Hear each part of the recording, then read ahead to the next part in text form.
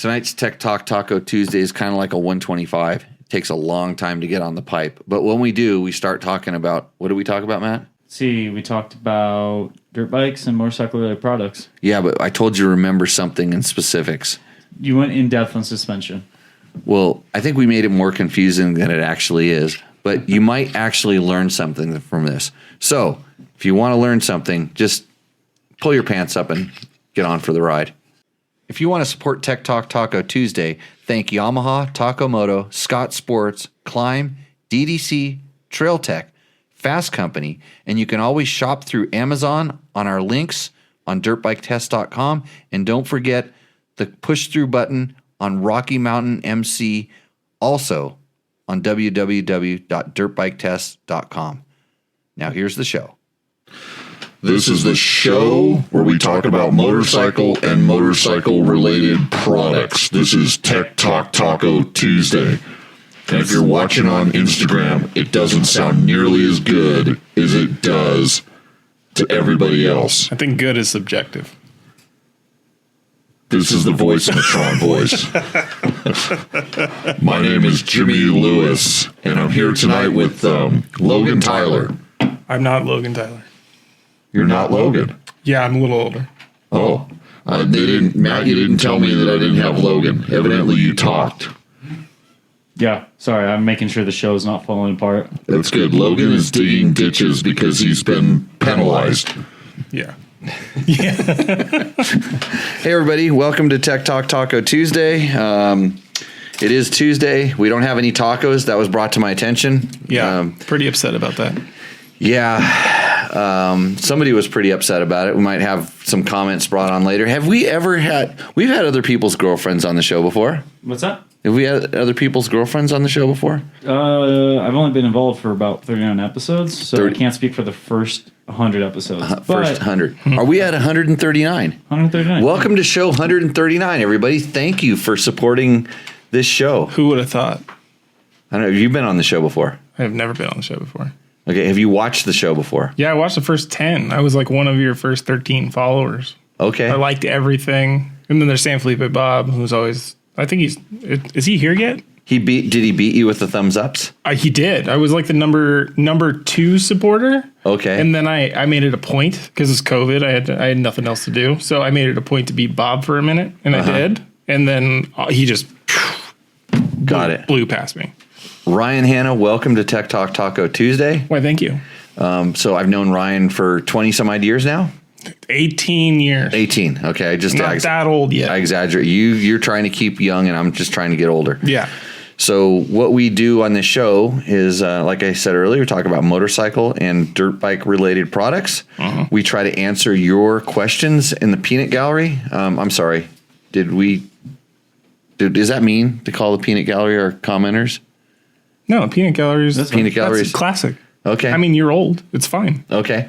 So we answer questions, whether you email them to us at Jimmy at Dirt Bike Test. Sometimes those get through. I don't know, somehow. Jimmy at Jimmy Lewis Off-Road. Yeah, my emails. You got options, whatever one. Yeah, I'm not really that hard to find through email. But if you try to call me or on this thing, which is, it's called a phone. Oh, the logo's right in front of your phone. You can't even see what you're pointing at. Right but now.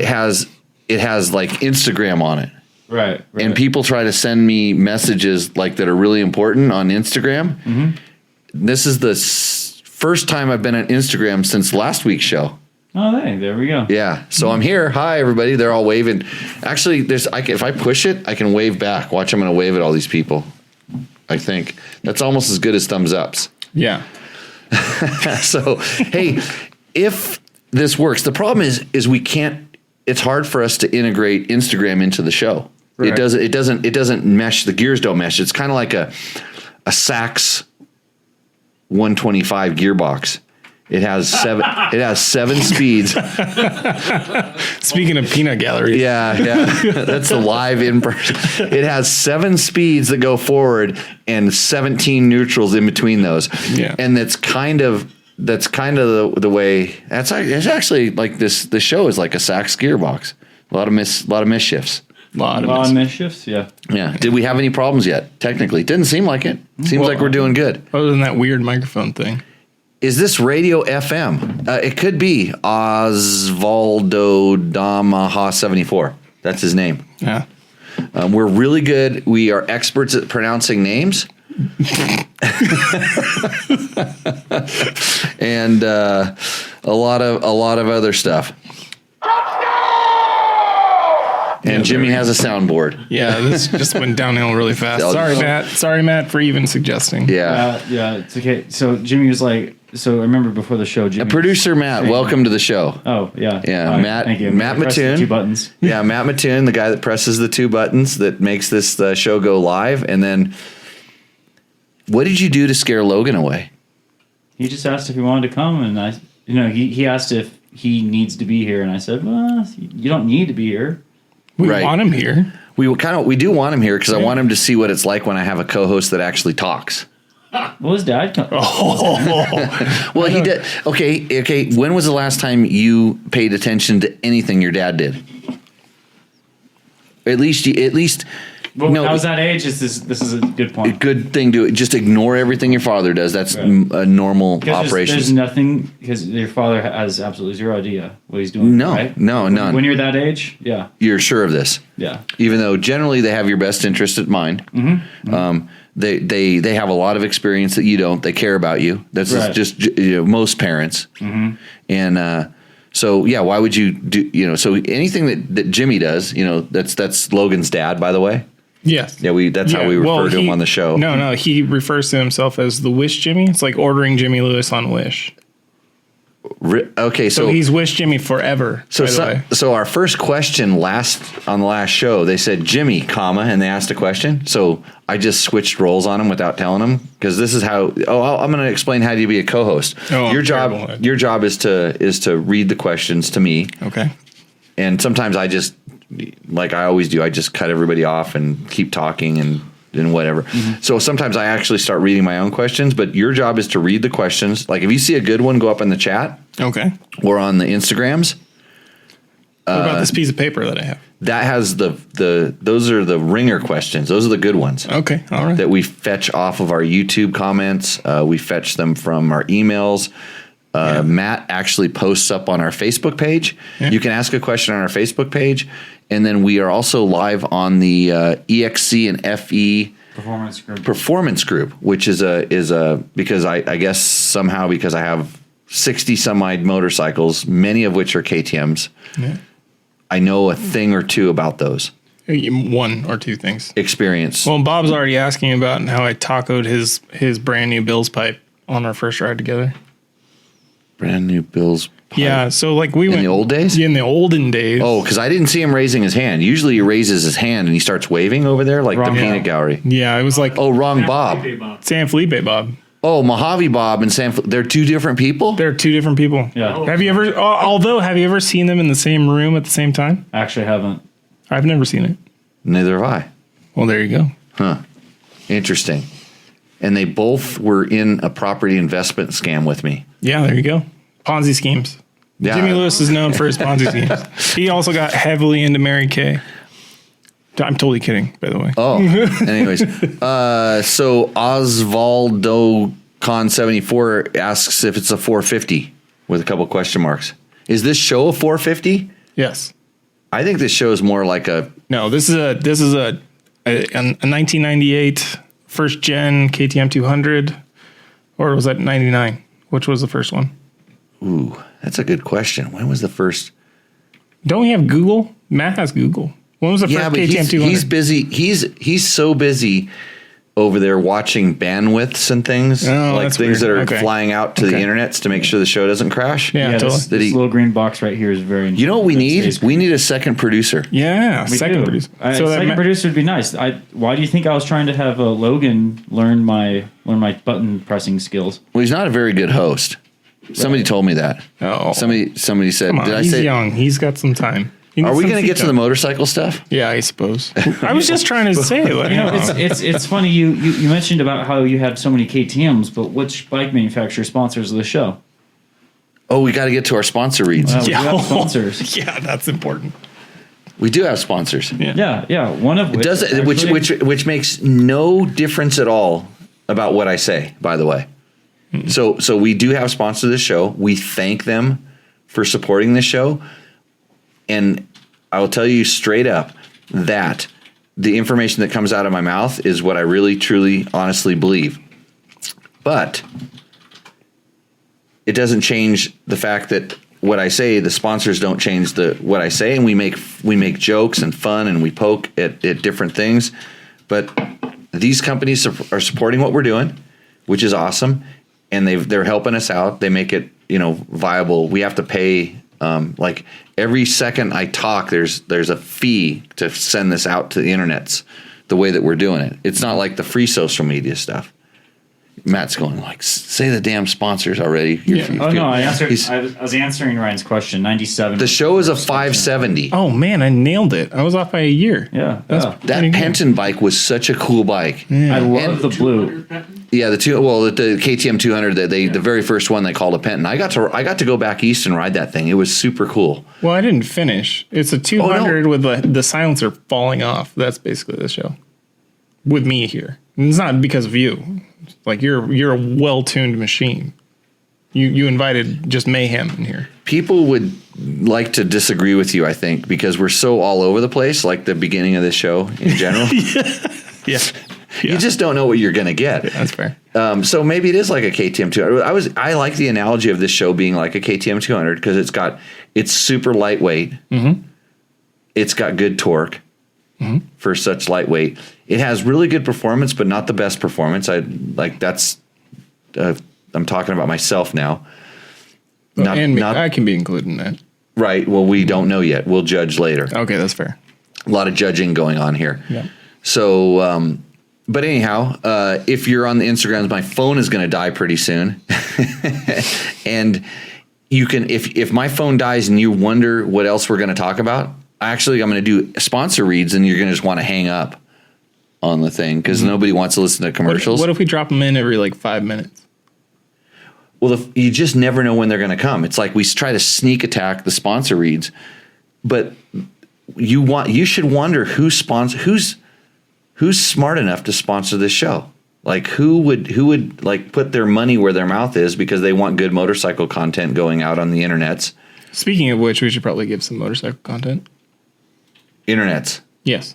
Tech Talk Taco Tuesday would like to thank Yamaha, Taco Moto, Scott Sports, Climb, DDC, Trail Tech, Fasst Company. Those are the companies that are bringing you the show. And if you wonder what they make, I'm going to secretly, anytime that I have the opportunity, I'm going to slide it into an ad read and people aren't going to know. But then I'm gonna say, did you get that? Was that good? Yeah. Oh, that's perfect. This is the way we're gonna do tonight's show. Excellent. Okay. We're going on the fly. Yeah. Right. Winging this thing. I didn't know we had a soundboard until we started the intro. Yeah. Oh, we're doing full shock jock. No. Yep. So you only do it once though. Oh really? Yeah. I probably have to pay for it now. I have to make this admission I'm gonna make this admission live on the show. Okay. If I very easily could have made a soundboard. Oh, this is a big fail, Matt. But do I really want to give Jimmy that power? No. Oh, actually, the big fail was admitting that. Yeah. It's very important on Tech Talk that Jimmy remains in control. Exhibit A. Give him lots of technology. We will never get to talk about motorcycles again. Exhibit B. The voice of Metron's already too much power. I know. Yeah. So, okay, everybody, thanks for joining in. George says, don't forget I sponsored the crapper. You mean this show? Yeah, this show tonight is brought to you by George. If you ever see an emoji sticker that looks something like this, I'm holding this up to the camera. I'm holding it up to if you see this, George, you should be on Instagram right now. You're big. Oh, huge. If you see that, evidently those stickers can fetch up to $1,000 at auction. Well, I already bought 2 of them. Oh, yeah. So and it cost them about $388 to sponsor the crapper in I thought that was pesos. No, this is bad. This is bad. I'll never financially recover. Okay, so back to the motorcycle and motorcycle product related questions. If you really want to help us out in a more direct way, you can click through our Amazon links at www.dirtbiketest.com or the Rocky Mountain MC links. And I'm going to put up, after I get done with this show, I'm going to put up a video about the Lex pipe that I got, which is a Rocky Mountain house brand. It was on my bike I was riding all day today. Did you know that? That was a Lex pipe? Yeah. It looked right. It looked right. And it sounded really well. It worked right. Yeah, it was quiet. Yeah, it did everything. I had to adjust the muffler due to unforeseen circumstances. Some muffler bearing issues. Yeah, I had some muffler adjustments. I let somebody borrow my motorcycle over the weekend, or it was a client at our school, and he was interested in buying a KTM 300, and he found out how much power it had. You should send FMF back that pipe so they can do a new bend. It looks like the old KTM 200 bend, except the other direction. Yeah. We'll call it the snorkel. So let's see. LA Pepper says, love my YZF 600R. Thanks, Yamaha. That's cool. What's a YZF 600R? That's a street bike. Isn't that a quad? No. I thought it was a quad. I thought it was a quad. Oh, is it no, I thought the Raptor was a 660. I thought YZF was a quad though. I don't know. Well, Yamaha I have the Googles. Yeah, uses lots of YZFs. Oh no, it is a street bike. Yeah. It's the 600, the super sport bike. Nailed it. Look at me. Yeah. Look at me. I haven't been involved in the industry in so long, and I know more than you. Right. Dirt bike test, not street bike test. Yeah, not street bike test. Oh yeah. Jimmy's upset. So LA Prepper actually had a good question before that. Okay. LA Prepper. So so I say his name and then you read his question. Okay, he says my bike is bouncy. Preload too high or keep going softer? I take it as on dampening settings. So LA Prepper, my bike is bouncy. And he wants to know, is his preload too high or keep going softer or damping settings? Also, LA Prepper, your first thing would be better explanation of the problem. So more clear thoughts. So you're pretty much using the same methodology that we use in talking on this show. Yeah, oh yeah. But that's what's good is I understand this. You would want to slow the rebound. If the first thing said your bike is too bouncy, I would go with slowing the rebound. We got to explain on the clicker what the S and the H are for that. So that's actually really good too, especially for someone that might not know. Yep. So the S means softer or less damping, and H means harder or more damping. So H means slower. Yeah. So and usually screwing it in, if you're tightening the screw, which you're not really tightening, you're changing the clicks, click, click. When you start tightening it, that slows down the damping. So generally bouncy is a reboundish issue. And when I say this, I'm expecting that your spring rate is correct and that your compression damping is in the right zone. Well, also you got to check the sag as well. Make sure the sag's in the right spot. Otherwise the compression won't matter. Okay, so when we start talking about like how my bike is working, how my rear shock is working, number one is make sure your shock is set correctly with sag. So what is the right number? Preload. Between 100 and 110 still? Or has it changed since I've been It's whatever your manufacturer recommends. There you go. And measuring it where they tell you to measure it. Like usually your manual will have this, but the funny thing about that number, the sag number, is it's just a number and it depends on whether you like the way it feels. So generally, and it changed. I went from liking bikes that were high in the rear to liking bikes that were low, and now I'm back to liking bikes that are a little bit, I would say 2 to 3 millimeters higher than what a manufacturer recommends. So if a manufacturer says your sag should be 105, I like 102. And it's kind of consistent bike to bike to bike. And it's just the way that I think it really has to do with how big my belly is and how far forward I can get. And so as my belly gets bigger, I sit farther back in the seat, and then I need to add more preload. But since I'm getting lighter these days, I might have to start going back to manufacturer recommended sag settings. So much work ahead of you. That's because I'm a pretty pea in a pod. There you go. Princess and the Pea. That's right. So LA Prepper, what I would do is start out with sag. Make sure your sag is correct. And that will tell you a little bit about spring rate, because if you can't get proper sag with your current spring, you might be overweight for the spring. And if your spring's too soft, it'll definitely be too squishy on the downstroke, and that could be springy on the compression side, where generally when people say bouncy, it's the rebound side. Yeah. But if you're too soft on the spring side, then you get a lot of motion, and you can slow the rebound down and it'll stay low, but then it packs and it gets bad. I mean, suspension is so stinking complicated. Well, it's also so personal. It's personal, but it's also very simple. Yeah. If it's stock and you're the right weight, the manufacturer. Oh, we got a peanut gallery. Oh no, you don't have to amplify that. We don't ignore. Yeah, you know the ignore button? We do that a lot. I'm gonna get to the point here. Oh, you're missing a point. Yeah. Important point. If it's a really old bike. No failure of the shop. Oh, yeah. How old is the bike? Yeah. Oh, we got to scroll down. That's a good. Is that the Bob Bell now? It can be. It can be. It's the ignore button now. Ignore button. Yeah. Here we go. Here's my soundboard, but it's pretty limited. Okay. It's analog. And George puts up a very good comment. After he called me one time asking about suspension, he said, after several minutes of me explaining, going all over the thing, he said, all that information is in your manual. But a lot of people don't get the manual. They don't want to read it. They just want to know. So make a note that when I talk about what we talked about in the show, because I'll forget this in 10 minutes, that we had a very detailed discussion about suspension. Yeah. Very detailed. Very detailed. And it ended with go look in your manual, I'm going to guess. Yeah. It's not going to end there.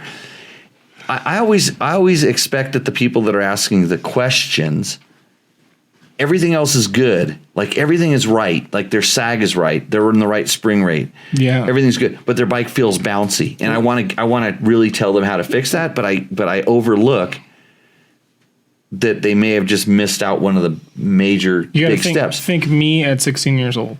I had no idea what anything. And this is where I really do on this show try to roll it back to help everybody out. It's like, yeah, you probably missed out on some major thing, and that's why it's too bouncy. Like even Bob pointed out. I hate to compliment you, but I'm going to do this. Maybe the bike is 3 or 4 years old and the oil's just completely worn out. Yeah. It gets springy, or maybe there's been an internal failure of some bladder's sort. blown. Yeah, the oil, on the KTM, there's a piston inside of the reservoir, and now you've got oil contaminating the nitrogen charge could be gone. Yeah, there is so much that could go wrong, and if your suspension is over 20 hours of use, and especially if it's completely stock and never been rebuilt, just go get it rebuilt and then talk to your suspension tuner if he's a good. Get it sprung for your weight. And don't take it to your dealer. Go to a good suspension guy. The best modification you can make for your motorcycle. Yeah. Well, you can put new tires on it too. I feel like that was a personal attack on my tire choice that I just made. Because those No. Oh, Bob. You're forgetting going to the Jimmy Lewis riding school. Oh, my own school. Yeah, I wouldn't want yourself. I wouldn't want to talk about this. Oh, yeah. Online courses though. So bouncy rear shock, and Bob says no oil. So Bob goes right to the toilet and pulls out this or cavitation, like the oil's leaked out, and all of a sudden you got that makes it super super bouncy. Dangerous. Yeah, dangerous thing. Thank you, Bob. Thank you, George. Thank you, Bob. The other Bob. Oh, and thank the LA Prepper guy for the question. Yeah, thank you for the question, LA That was Prepper. a great question. The YZF is a quad. No. YFZ. YFZ. YFZ is a quad. Oh, okay. Also, I like George's comment here about your pipe. The Lex pipe looked like a flex pipe on the 300. No, that was an FMF muffler that flexed quite well. Yeah. I was shocked that thing held together. It didn't just snap off. Well, you got to go look at the engraved thing on the bottom of it. The reason it won't and can't be replaced, that's going to go up on the wall of damaged parts now. It's amazing. Like I've never seen a right angled, or it's like a full 45. Luckily, it still flowed. It didn't make the bike. We should have got a picture so we could show the audience. Yeah. Well, somebody should do show prep or something like that. Yeah, there's a producer for that. I'm sorry. Okay, let's get right into this. 34 people. You know, Ryan, you know how you said you used to watch this show? Yeah. What made you stop watching it? Just time. It was wonderful. It was good. But I actually like the shows that went off the rails more. Mark Daniels, who's a regular on the show, won a very nice prize package, which is laying on the floor over there with a shipping label on it. It's going to go away. So every once in a while, you can win something on this show. Oh, free stuff's good. So with that, I'm going to shut off the live, what do we call this? Instagram feed? Instagram, yep. Yep. Thank you guys for joining. If you want to kind of continue watching, hold on a sec. Golden Reese says, how many hours did you put on that oil on your Baja trip before the change? 2 full days before Baja and 4.5 full days. So those are 8-hour riding days. That would put 5.5 hours. So 5 times 5, 25. We've just gone beyond your depth. Yeah, it's a lot of math there, Golden Reese. But we put some time on it. For sure put some time on it. But you saw the oil coming out, and it went right back in. And that bike's going right back down. Nice. Yeah, so let's see if there's any other questions in this before I cut them all off. We'll see you over at the other formats that you're afraid to look at. So cheers. Okay, I think I had it. And now. Oh, Jimmy, you'll like this question. Okay. Where do you find the rock Jim oil Garbus. filter? Yeah, where do you find the rock oil filter oil? In my garage? Yeah, but do they still make it? Yes. Where can this gentleman get it? So, Jim, what you want to do is search rock oil, eco filter oil, or search water washable synthetic air filter oil, rock oil. If you put those terms in there, it'll take you in the right direction, because I had some contacts that kind of switched, and I still got back to the main guy that was able to get me more of it. So it's not easy to find, but you will love it when you find it. That's amazing that we have enough carryover that people are asking questions from like 2 or 3 shows or a video or two Do ago. they still make that strawberry 2-stroke oil? Oh, you had to ask. Oh. You want to know what I was so bummed about today? Is I wanted to put it. I haven't run it down low enough to put the new oil in. Yeah. I'm running. I think currently it's. I don't know if it's Motor X or I don't know what's in my 300, but I wanted to put that in there so you'd have to smell the strawberries all day. It would have been just like a flashback. Did you ever smell it? Oh, today? I used it. No. Did you smell the 2-stroke oil today? No, that muffler did great actually. Yeah, I don't think on the new bikes, it's not like the old days when you're mixing it, a little rich and stuff. Those TPI bikes are so efficient. Even the betas that have the oil injection are so efficient. You don't really smell the 2-stroke oil. I wouldn't have known it was a 2-stroke until I got up close. Yeah. It literally didn't have any of the 2-stroke characteristics. And Victor has a really good question. Are you going to Nora this weekend? Victor, the answer is yes. And Mark, your package is on the way. So congratulations. Congratulations. No, he may actually have beat out Bob on the loyal the #1 fan thing. Oh, Bob, you got some work to do. Yeah. I mean, Bob won something on the show a while back. Yeah, he did. It's still sitting in the place where I told him, because I didn't mail it to him. Right, I told him where I was going to put it. Yeah, it's someplace. It's still there. Oh, look, I trip over it every time I go to bed up in the mountains. Oh, Sam Felipe. Chris, come on. Chris Broomwell says Santa Clara Motorcycle Store just received some on Monday. So yeah, they are still selling it. I wonder who the distributor is. It's the Rock Oil USA guy. Oh, okay. So. And George just put something up in the chat room. So if you're ever watching this show and you're able to get into the chat room on the Facebooks or the YouTubes, there's a lot of good information that kind of floats around. You can ask your questions there. We tend to answer them live if we're not distracted by whatever we got going on, like not having tacos. Yeah, but we're not having tacos. There's a Tacosaurus Rex right here. Yeah. And there's no tacos. Right. Oh, I forgot. This is such a good sticker. I need to put this on my mic handle. There you go. Okay. Do you want me to do something? No, I was going to tell you that Taco Moto sponsors our Rooster Endo segment, which comes up in the second hour of the show. Mm-hmm. And if you don't know what Rooster Endo is, then you might be endoing like someone who doesn't go to tacomoto.co. That's tacomoto.co to find all of their, especially KTM and Husky aftermarket performance needs. And they have this really neat funnel. And I'm going to tell you a story because today I was actually changing oil on a couple of bikes, including when I got back from the ride today, I changed transmission fluid. This is a There I Was story. In my 300. There I was. There I was. Thank you very much. And so I had to refill a KTM RFS bike that I had. And that funnel is so bitchin', just so easy to use. It fills quick and all that stuff. But remember how I complained about it doesn't fit in my bike with a big gas tank? Yeah. It doesn't fit in a KTM RFS bike. It would thread in there, but it just doesn't fit because those used to be straight. It doesn't lean out to the side. Mm-hmm. And this is how much I like that funnel, which you can get at Takamoto Co. That funnel is so nice. I get really mad now that I have to go and get my regular funnel that doesn't thread into the thing and it doesn't flow as fast. Stupid funnels. Yeah, so Stupid funnels. it's a lot better than just trying to aim. Yeah. Bill O'Neill says, I've got the funnel. It's awesome. Bill, did you get it at Takamoto Co.?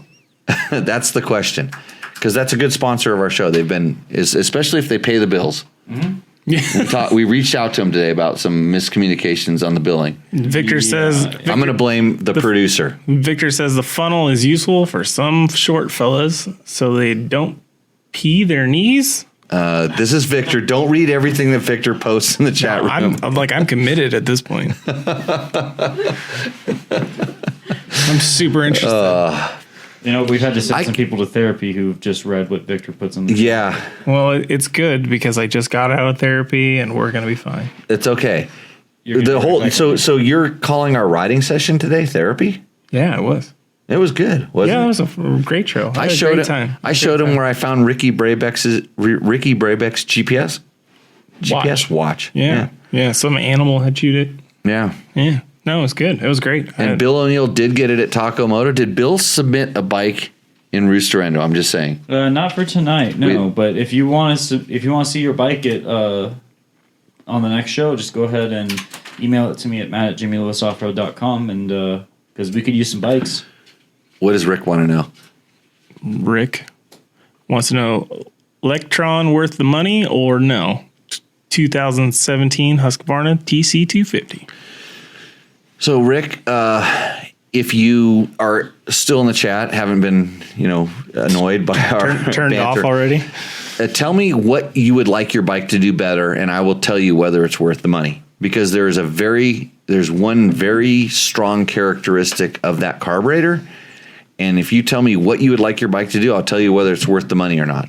So we're going to put that question on hold. I'm going to do my best to read it when it pops up. Okay. Yeah. Keep me informed. So let's go to our first question. Hey, if you think this show is a shit show, sorry, that was funny. Jimmy also does a show called the Better Rider Podcast, where we actually promote that riding school that I hardly ever talk about that I do.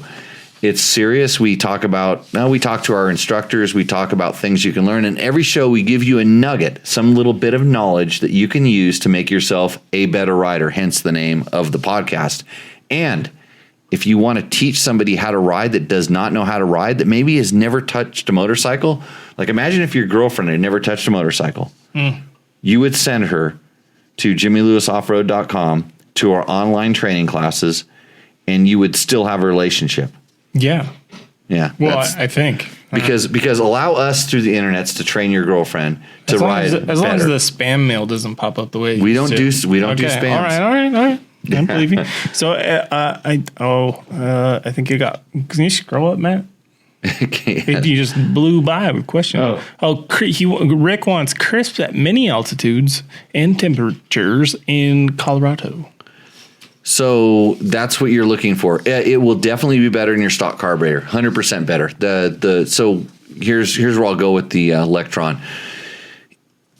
It's it's actually, it makes the power way smoother than the stock, whether it's Mikuni or Kian. It smooths it out to the point where it's almost like the fuel injected bikes, but it doesn't. It just doesn't have the fuel injected bikes, even though they're ridiculously smooth, still allow a certain amount of snap, but the electron carb still acts like a carb. It's never like perfect, where the fuel injection is always kind of perfect, which to some people feels too smooth. I don't like it myself. You don't like the fuel injection? No, it rips my shoulder out. The fuel injection rips your shoulder out. Yeah, the first On a 4-stroke or a 2-stroke? 4-stroke. Oh, the 2-stroke, it's the same. Yeah, I'm convinced now. All right, Yeah. cool. So yes, if you want crisp and smooth throttle, and especially smooth throttle, that Electron would be probably a worthy addition to your motorcycle. I know, and if yours has the Mikuni, and I think it does, the Mikuni is kind of one step off the Keihin in my opinion as far as the range it works on. It's a little more finicky, and it definitely uses more fuel. Oh, I got this one. Victor says he's changing fork seals at the moment for his XR650R and can't find a seal driver. What's the Jimbo Lewis trick? You do the PVC as well? No. No, I'll actually use a really blunt, flat bladed screwdriver. And this is from years of experience in my garage before I knew there was a thing called a seal driver and stuff. And sometime I would actually, so imagine this. So you got the fork and you're kind of, but what I would do is I would take you put the new seal in, I would take the old seal, cut it in half, or not cut it in half, but cut it so I could take it back off. And then pound it with the seal. And use the old seal as the driver for the new seal with the screwdriver. So you take one screwdriver here on the front and one on the back. Yeah. And you squeeze it around the thing so you can tap on both sides without having to pick it up. Well, there you go, Victor. So there's when you don't have the proper tools, there are ways around it. But I always use a PVC pipe. I did I think it was a 1-inch, and I cut it in half and then pound it in. Yeah, but that requires having some. Victor would have 1-inch PVC, no problem. Yeah. But most people have a couple of flat bladed screwdrivers and some ones that they've used as chisels. Yeah. So now they're all blunt. There you go. And so I would have these too, because I just like crawl around my barn and find them, and I'd clamp them around and I'd tap, and I'd use the old seal to drive the new seal down, and then I'd take it and just peel it off and pull it out of the way. So that is not a proper mechanic technique, and most mechanics right now are just cringing and just like whatever. But you know what? When you got to get the job done, you got to get the job done. And Victor may be a Mexican and he may be in the United States, but you can't take all the Baja tricks. You can't take the Baja out of the bro. Yeah, absolutely. And actually, he's mainland Mexico. You can't take that out of him. Oh, Mark Daniel says he used a half-inch wooden dowel on the old seal. That's pretty good too. That's a pretty good money move. Yeah. Yeah, because if you hit it wrong and it goes into the slider with a hard metal thing, then there's thing. But the wood's not going to damage the seal. So I got two things. Bob asked for a shorter rider loading his or her motorcycle on the back of a truck without the confidence just to ride it up. Like I always use the cooler method. What's the technique? Yeah, what's the technique? Besides riding it up, because not everybody's Jimmy Lewis. Ask for help. Yeah, ask for help. Hopefully what you need to do is you need to put the ramp up like you're going to ride up. The short person in the audience just downed you right there. No. Here's what you do. So set your ramp up like you're going to ride it up, and take a couple ghost runs at it like you're lining up, but look really sketchy when you're going to do it. Make sure people are watching. That's good. Draw a crowd. Yeah, so take some, but don't actually do it. Just take some, like you're going to do it, and then a couple people pull the phones out. Yeah. A couple people will pull the phones out, and then there's going to be someone that will offer to help you, and you say, "Oh, thank you," and that's what you do. What about Bob? Bob, what do you think? I think that's a bunch of crap. I was going to ask Jimmy if he remembers Tex Mitchell working for Alan Roach. Yeah, I remember Tex. I know Tex. Remember how he scalped himself with his loading ramp? Yeah. They come back and line of stitches all over. So if your loading ramp, it is a certain angle. When your front wheel hits that, and when people ride them up, I ride them up all the time. I don't. Yeah. I and it's funny because people go, well, why don't you get a run at it? Because if your wheel hits it and hits the ramp, sometimes the ramp like slides and it slides up the thing and it comes back and gets you right in the head, like Tex evidently did. I didn't see this, but there was another one. Scroll down, Matt, please. There we go. Their best front end suspension tips for KTM 990, finding it very soft on the road and washy and loose gravel. Also looking at stiffer springs for the front. Is there a spring that you would recommend?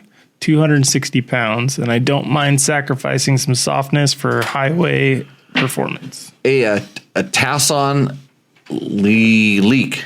That's his name, Tasson Leak. This is how you do your questions. He asked what he wanted. He gave us information, because if he didn't say he was 260 pounds, I say, you're crazy. I like the KTM 990s. I thought they did a pretty good job with the front fork. Yeah, but they're squishy for, like, I'm probably heavier than you. They're still squishy for me. That's what you think. They're really good. Well, I know the wheels give out before the suspension does. I've always said this. If you're bottoming out your adventure bike, you're exceeding its performance capabilities. That's fair enough. So at 260 pounds, yes, you are putting extra weight on the front end, and I think you do need stiffer springs. So I don't know this is where you talk to, actually Race Tech on their website has a really good spring rate calculator, and they probably have all the different options and stuff for you there. If you're going to go up to a spring that's going to hold up a 260 pound man on a motorcycle, you're probably going to want to do some internal valving, especially on the rebound side. Yeah. So, because that extra spring is going to be pushing that fork back down a little bit harder. Yeah. So when you unweight that thing, it's going to come back up quick. And if you're going to go to that much stiffer on the front, you're probably going to want to match it on the rear, balance that thing out. So you're kind of in a little bit of a conundrum. My KTM 950 has, and mine's an S, so it's longer travel, has the stock spring rates in it. And everybody goes, no way, it can't. And I'm like, yes, it does. And I think I'm running a little bit more oil level to help with the bottoming, so it bottoms a little more controlled. And the last one I rode, that 990 Baja, which was kind of the end of it, that was some of the best.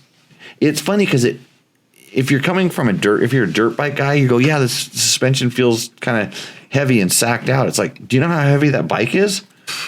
But 525. Anytime I started going to the stiffer springs in those bikes, for me at my weight level, I kind of found that they didn't handle as well, and they started getting they gave you a little bit extra confidence that you don't need. Oh yeah, they're good at that. Yeah. Hey Matt, I think we're not caught up anymore. No, because I was keeping on that picture. No, I like it. On that question. Attach your ramp. We got all sorts of responses on there. Okay, Mark says to attach your ramp to your pickup bed with a tie down so it doesn't squirt out from under you. Yeah, I'm not too bashful to admit that I tie down my ramp now, because I load up by myself all the time. Right, and I'm just very careful about when I do it. Like if I sense that it's gonna slip or move, I fix that, but I never tie it down, because if it's gonna slip or move, you're doing something wrong. And if you're out in like we talk about, out in the wilderness by yourself and a weird thing, you can find undulations in the ground. You can find how to drive your truck tires into a little bit of a ditch that's like 6, 8 inches down, and that makes a big difference on the angle, the incline of the ramp. You can kind of dig the butt of the ramp down into the ground. Also, what Jimmy's not saying is he has how many properties with a loading little dirt spot? Yeah, I build these at my properties. I hate you know what's really stupid about this, by the way, on my part? You know how many times I've driven away without putting a damn loading ramp in my truck? Oh, because you have them? Because I have this loading you got thing. Scott Summers it up there. And I can do this. Yeah. Oh yeah. At my old and meek stature, I still know how to grab the swing arm, lay the bike onto my shoulder, and stand up. Yeah. Use my legs to lift it up and then slide it in. I'll call it Paul Osbo style. And if you know what I'm talking about, there's videos on the internet. Search Paul Osbo lumberjack Baja loading techniques. Yeah. He put it on top of a service bed, but he was tall enough to do this. Like I said, lumberjack, Paul Bunyan style. Oh, I think I've seen these clips. Yeah, he was a man mountain for sure. What we got? I'm loading up the voiceomatron thing again. Loadsmanship. We got some loadsmanship. Loadsmanship. Yeah, we got firstmanship. Yeah, that's great. Let's get some of the questions that we've skipped last time. So this seems very much like. Hey, we forgot to mention this is a little pro bono ad thing. If you're thinking about going riding and you want to go on a tour and you want to go to an exotic location, Costa Rica Unlimited. So they have amazing brand new gas and KTM 2 and 4 strokes with U.S. guides who have been hosting tour groups for a decade. So just search Costa Rica Unlimited and you will find out how to begin your adventure. And I've heard, this is maybe a rumor, but if you tell them you learned about this on Dirt Bike Test and you stay with them, you're going to get the palatial suite. Yeah. The best place to stay. You're not going to get one of the janky little rooms off to the side. You're going to get the best room. That's what I've been told. So, all right. We'll go to a question from Pedro Linchero. Okay. Question as well. The KX was a X demo with 20 hours. Bike doesn't like to start or restart while in gear, clutch in. I'm thinking clutch drag and will investigate this weekend, but do you have any thoughts and suggestion for starting this bike in gear with the clutch in? So it was a demo. Yeah. So that means he feels that his bike was abused before he got it? Well, he just can't start it when it's in gear. Well, but the fact that he brought it up, it was a demo, means a used bike that was abused. He's feeling this. It's probably the plates, in my opinion. So anytime that if a bike doesn't start in gear, but it starts flying out of gear, there's something causing this, generally drag. And if your bike, let's say just a lot of people got on it and were hard on the clutch and it got hot enough to warp the plates, the metal and the steel, the steel, or I don't know what year was it? A 20? It didn't say what KX year it was. Some of those there was some years where they had aluminum plates in them, different things. Those plates can warp. And so you think about, passing a warped plate, it's going to drag. Yeah, it's more friction. For sure. You've essentially made a thicker clutch pack because when you pull the clutch in, that warp kind of comes back out and it causes drag on it. Well, a lot of those, don't they have a steel option as well instead of doing aluminum? Yeah, most of them are steel these days. But I remember there was some. I think it was the Kawasaki ones where they were actually doing some steels and then some aluminums in the middle. Yeah. There's different, and this is when you hear about guys like tuning clutch packs and stuff, and it's mostly for starts. I always swap them out for all my race bikes that I built for customers. All steel. Yeah, because then it was like a flywheel weight. It adds flywheel weight a little bit. Yeah. And there was times when I preferred, I would do this mix and match steel versus aluminum because you could get a better launch when you're, basically it's mostly for the start and stuff. Sure. But they react differently. Who knows what's in there? But check to make sure that they're not warped. And it's very hard. I mean, you're going to need a very flat surface and very small feeler gauges and stuff. But the way to check it, the best way to check it is when you take your clutch cover off and you get to the clutch, take all the springs and the top thing off, and then try to spin the center, the internal thing, and feel how much drag there is, and then take all the plates out and feel the difference in drag. And as you're building it back together, if you start putting 2, 3, 4, and there's more drag on that clutch, there's probably some. Well, I made the mistake of doing all aluminum just for an experiment. Yep. Oh man, that was bad. But I got 2 days of riding, and the whole thing gelled up, like just made a amalgamation of clutch discs and aluminums. But also I'm hard on clutches, so that's fair. I noticed that today. Yeah, you did. It got a little warm today. Well, you came up and said my bike's boiling. What did I say? What was the first thing I said? Oh yeah, get off the clutch. Get off the clutch. Oh yeah, and I did. I immediately snapped to. Mind you, if you're in the audience, I haven't really seriously ridden a dirt bike in a while. So usually it's. Let me see if I have the Excusatron. The Excusatron. It's right next to the Nope. Nope. Yeah, there you go. Well, you want to go to the next one? Yes. Okay. Hey, Jimmy. In the last show, you guys touched on the Nora 1000 and said it's a perfect introduction into rally. Can you explain how Nora works? Is it road books or something else? I've been waiting to do this race for a few years, but I don't know much about it. Oh, man, Connor, you're like I wish I would answer this last week because you probably still could have entered. I think you can still show up on Saturday or Friday and still enter down there. But Cash is king. Yeah, they'll probably take your entry, and somehow they're going to find me and make me train you.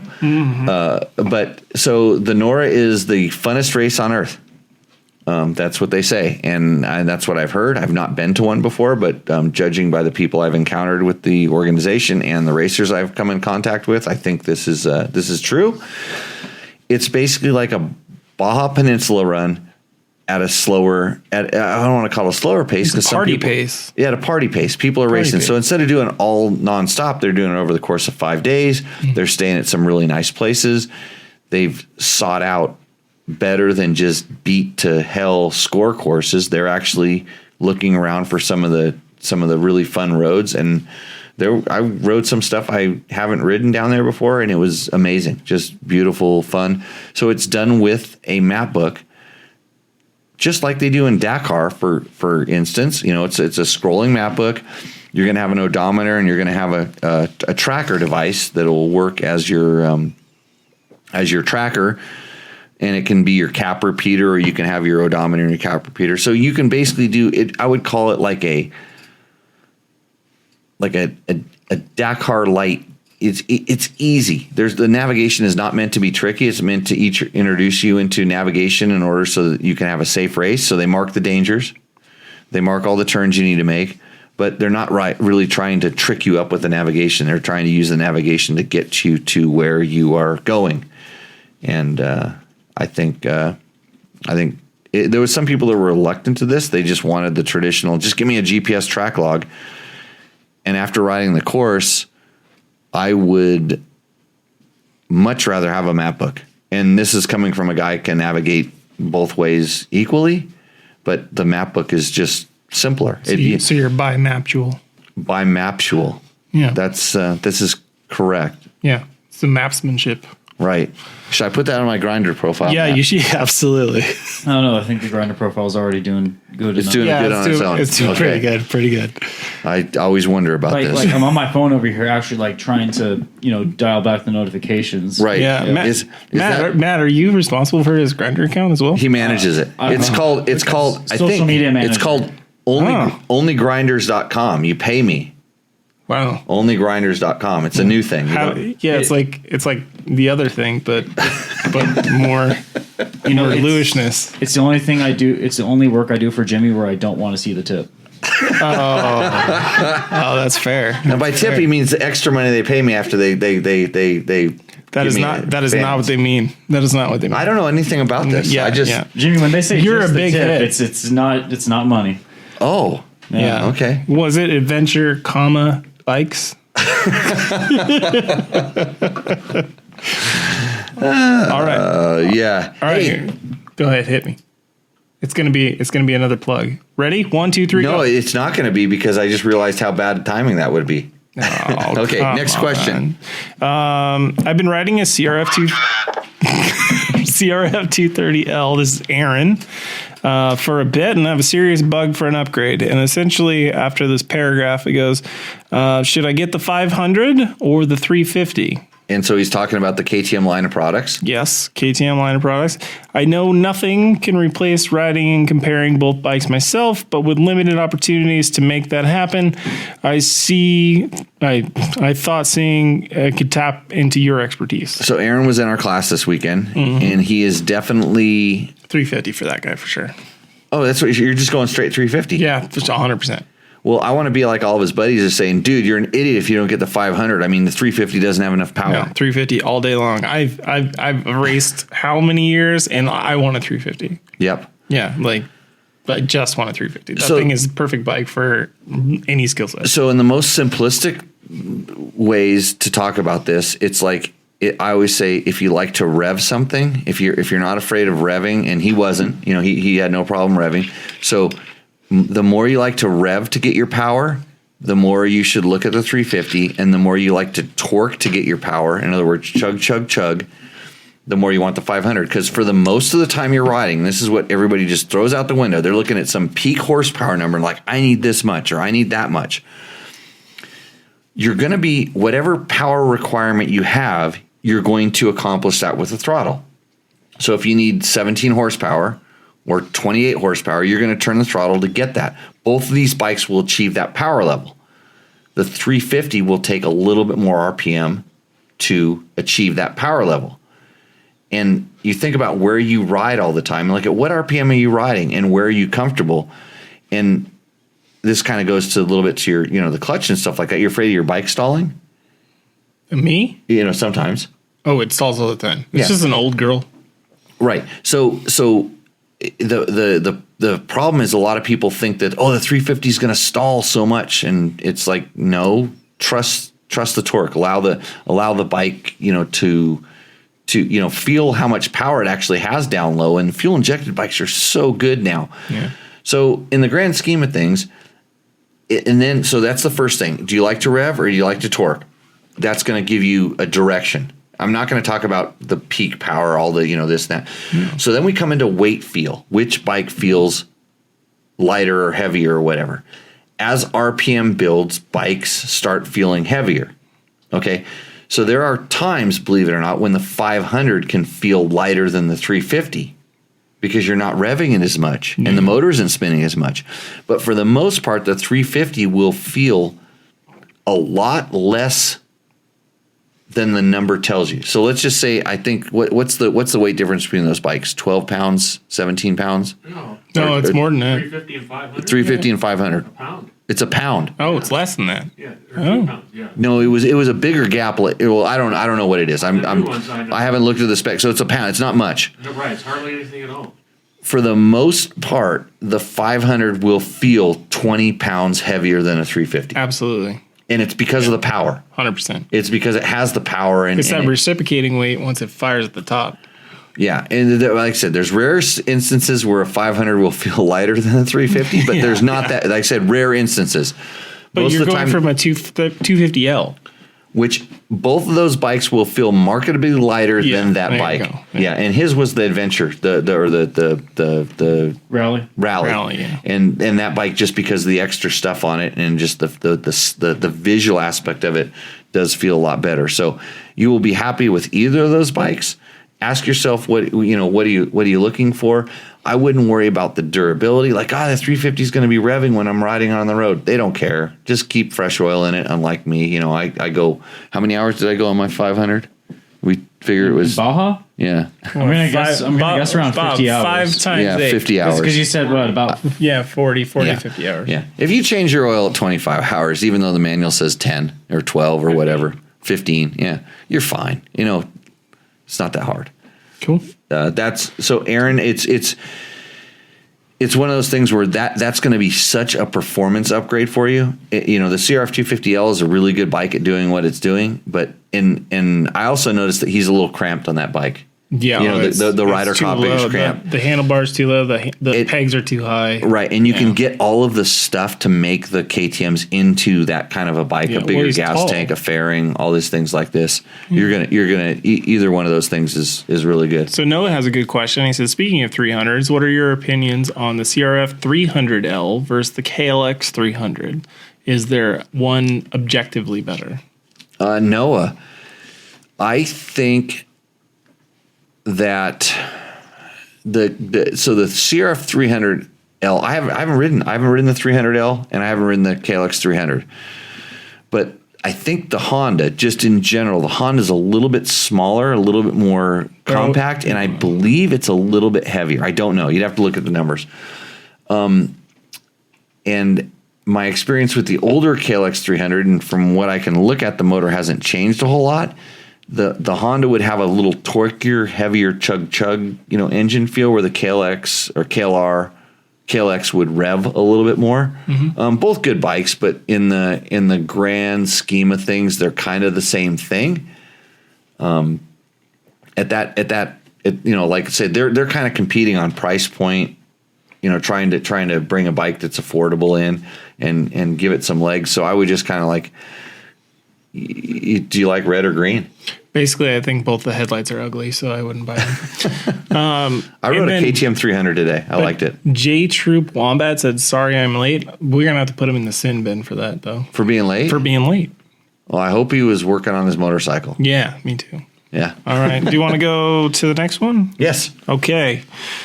Hey, Jimmy, not sure if this is how to comment for Taco Tuesday. Jimmy's not here. Jimmy's not. I mean, here. Logan's dad's not here. Oh yeah, Jimmy. But this Jimmy's here. But I'm looking at buying a 2013 KTM 250 XC. It has a recluse clutch on it. Owner doesn't know what model is installed. Is there a way to tell if it's a Radius CX or an EXP 3.0? Come on! Is there a way to tell? Not unless you take it apart. Yeah, you got to take the cover off, but and especially that vintage. And here's the thing about at that was the time when Recluse was kind of going through some evolutions. They found some better internals to the EXP discs. They were going away from what was the other one called with the ball bearings? Oh, that thing. EXP. That was the EXP. That was the EXP. That was the EXP with the ball bearings? Yeah, the balls are the EXP. Balls with the EXP. What was the one that was just the plate? The plate. And then there was like the core, and they have a lot of different names. Yeah. And so until you really take it apart, it's difficult to tell. I can tell by feel between the ball bearing one and the EXP disc one. There's a real noticeable disengagement on the one with the balls, and it was very, very complicated to get those set up properly. I still have them in one of my Husaberg 570s. Ring the bell. Good. There you go. Got it. Yep. Got it. We were waiting for that. Missed Z-Start Pro. Z-Start Pro. That's the one. There you go. Yes. So it was not EXP. So Z-Start. The Z-Start was the one. You nailed it. Thanks, George. Right. And so there's a lot of so they were kind of going away from that. They were starting on the EXP, and so when you go to Z-Start and the core, this and that and the others, you're probably going to have to take it apart to see it. It sounds like he wants to go back to a stock clutch. Yeah, that's exactly. He says he wants to convert it back to a manual clutch because I'm a newer rider and want to master the clutch before going auto. So that's the other half of the question I'm going to ask. What components would you need to change it back? So if your Recluse is set up properly, here's what I'm going to suggest. Just pretend like you have a regular clutch in there and then do all the things that a normal clutch does, and you'll be fine. And if you're worried about whether you're getting it right, borrow a buddy's bike who has a regular clutch and check yourself, as opposed to start taking all this stuff out. What would you need to change it back? It's dependent on what's inside of there. And when you open it up and it looks like all stock parts and there's just one EXP disc, that's the low line one. But like sometimes Recluse gives you different thickness plates, and it's easy to put that back into a stock clutch, especially on the KTM with the hydro clutch. It'll kind of self-compensate back in the thing. But aside from just taking all this stuff out and throwing all brand new stuff back in, most of the guys that have the Recluse, when they put it in there, they put all their stuff back in that box. And if you can get that box that has the stock parts, that would be helpful. But it sounds like those are long gone or misplaced. I really like the EXP. Just the EXP, because it cut down on stalling when bikes were carbureted still. Yep. and all that stuff. You hit a log going downhill, you're not going to die and then hope that it bump starts down the hill and all that. But yeah, I like them. I have, like I always say, I have Recluses in most of my personal bikes. I did not have a Recluse clutch in my bike today. Yeah, I was actually pretty shocked when I saw there was no Recluse cover on that thing. You know what's funny? Because of riding Recluses, I've learned to be much better on my clutch. Really? Yeah, because it teaches you how low you can let that bike lug down and how you should properly. Because it's essentially mechanical. It's perfect. It doesn't care. It doesn't care that you hit a bump and it doesn't on and off the engagement. It does. Everything's based on engine RPM. And when the engine RPM suddenly drops, it suddenly disengages. Yeah. It doesn't take a sound to activate your brain or feel. It's all related to, it's just one-to-one. And when I started learning that, it made me better at working a manual clutch. And I thought I was pretty good to begin with, but I got way better. And I really learned to trust the torque of the motorcycle. That's good. All right. Well, we got a jetting question. Speaking of F5. Oh, I can jet bikes over the internets. Can you? 9 out of 10 times. All right. Without referring to a reference manual. Well, do you want me to even say it then? Okay, yeah, go ahead. Okay. All right. You almost lost me when you said, I don't know what it does. And this is from Ethan Olson. Okay. I think it's probably from last week or something. But you really pulled it together nicely. You have an okay understanding of what this does. This is pertaining to JD jetting. And that's plenty good for most of us. A bit more confidence next time. So this is a comment. This isn't even a question. Basically calling you out for jetting people over the internet. Thank you. This was an older JD jetting video. Yeah. There you go. Tuner. All right. Speaking of that, you know what kind of sprockets I run on all my bikes? Yeah, DDC. You want to know why? Because the sprockets never wear out. I don't like putting them, wearing sprockets out and stuff. Stainless steel. They're coated. They look pretty. They're lightweight for lasting forever. DDC supports off-road land use stuff, and Nate is a real rider himself. So if you want to get some DDC sprockets, just like it says on the label there, you go to ddcracing.net, and they just got a big shipment of KTM sprockets. So now's the time to go get them because they're going to be sold out real quick, and then you have to wait. Yeah. Yeah, I always got them and they were on back order. I had to wait. It was always too late. All right, so we have 250XE shootout video comment. Okay, this is directed to Trevor, but I'll pretend like I'm Trevor, which means I won't say much, but I'll say hold something. on, turn that way. Turn that way. All right, now turn back. All right, this is Trevor. All right, agree 100%. I haven't ridden them all except for the Kawasaki, but everything said about the others is 100%. The Honda looks good. You just can't beat the YZF. Why did I get this? Because you're talking about Yamahas. Okay, but you just can't beat the YZ250 FX Power Suspension Tuner app. Not that maps make a huge difference. It's just a gimmick mark for me, but any map, but it does the difference on them. There's a whole. Keep talking. Oh god. Okay. Honda made a huge advancements, but Yamaha still has a strong edge, power, and suspension. You would think that after all these years, they could put out some suspension that's on par with the Kawasaki without spending another $1,000 for a revolve. But I'm not going green. Stark Varg. I don't know what that means. You don't know what the Stark Varg is? No, what's a Stark Varg? It's an electric bike, 80 horsepower, evidently. And it comes.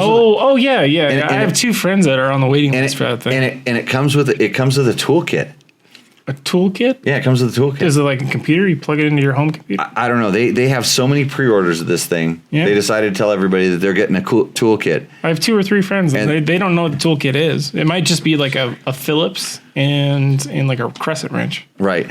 Yeah. With an electric bike, it's probably just a voltmeter. I don't know. I mean, you're not supposed to have to work on them. Hey, well, back to this. So Trevor, I got when Trevor sent me the video, I was supposed to tell him, whether it was good or not. And I'm like, Trevor, don't apologize for what you like. Because he literally at the beginning of the video, he says, like, I'm kind of sorry that I picked. No, he's not sorry that I picked the Yamaha. That thing needs to go back up there because I'm going to say this. Because it's good. And they sponsor the show. And if you're a motocross rider driven to dominate, the Yamaha YZ line of 4-stroke bikes are built for victory. That way you can visit YamahaMotorsports.com today to explore what's new and improved for 2022. If you want to know what we really think, you can listen to Trevor apologize for liking the Yamaha too much. But the YZ450F and YZ250F bring the performance with power and 4-stroke engines, reducing unspun weight, new suspension settings. And if you want the look of the full factory ride, sick plug. Sick plug? Okay, sick plug, yes.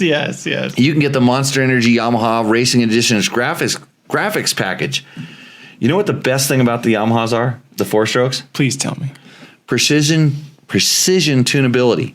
And that's with the Yamaha Power Tuner app. And I am the biggest fan of that Power Tuner app because you can take your bike from mild to wild with just a few pushes of the buttons, and you can request the Jimmy Lewis map, which is by far and away the best map, no matter what. And you don't have to think about it. You just go bzz like that, and it goes into your bike right from your phone, like this phone right here. Wait, so there's a Bluetooth app is what you're saying? Yes. Oh, that's amazing. You talk to the ECU with your phone.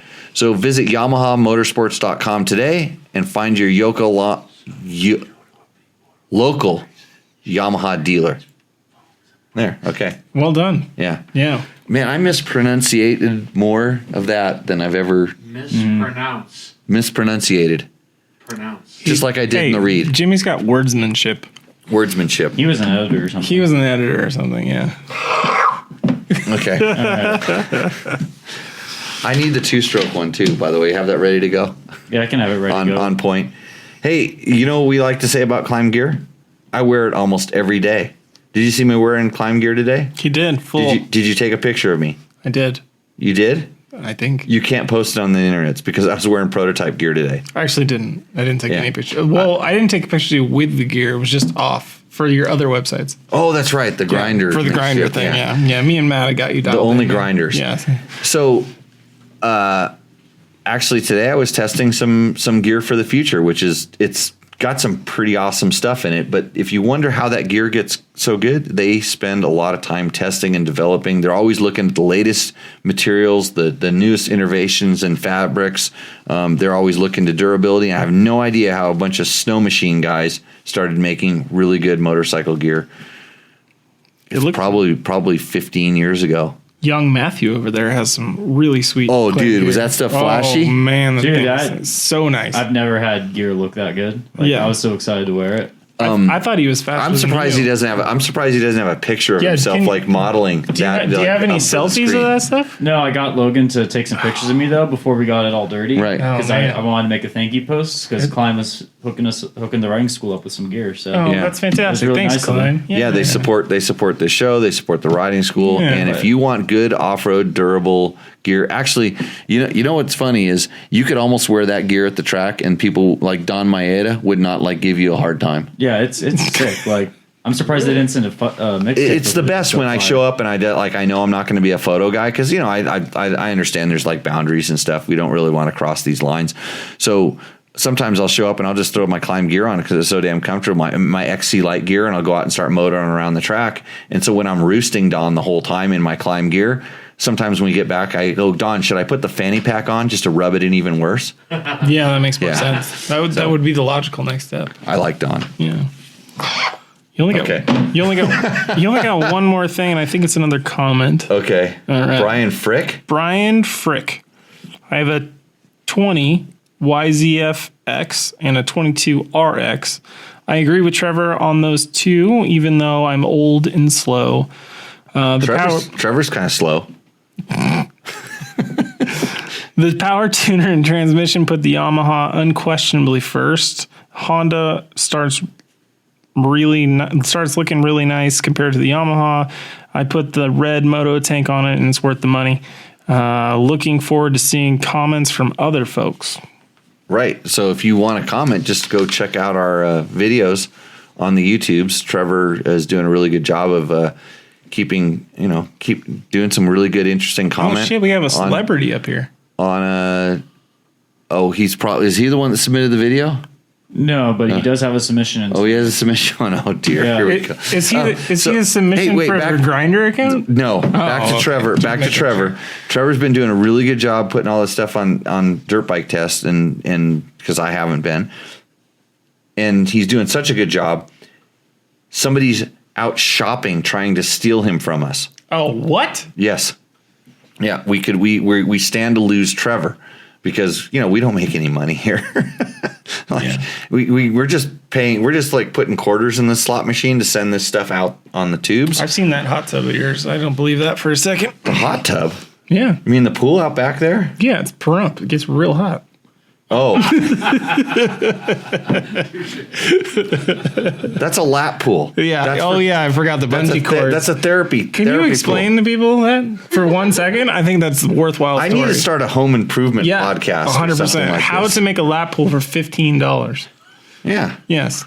Well, you got to invest the $430 on the 14-foot diameter round pop-up backyard pool too first. Did you check Craigslist before you just went out and bought it all nilly-willy like?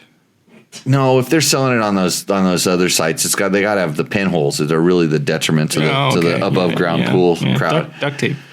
It's kind of like patching a tube. It's like, Yeah. do you really want to do this in emergencies? Okay, but I stay up late at night. I see all those Flex Seal commercials. So, hey, another thing. You wonder how I can ride so much, right? Fasst Company Flex handlebars. Oh yes, I've been riding those since actually 2004. That's probably right when they started coming out. They were. I had the original with the single bar. Oh wow, that's real original. Yeah, Cole and Chris are good friends of mine, family friends from an ex, and we've always stayed in touch. They've always taken care of the sport. They're always there. Yeah. So I have bad wrists. Everybody knows I had career-ending wrist injuries, and luckily, I was right about the time that the Flex handlebars came out.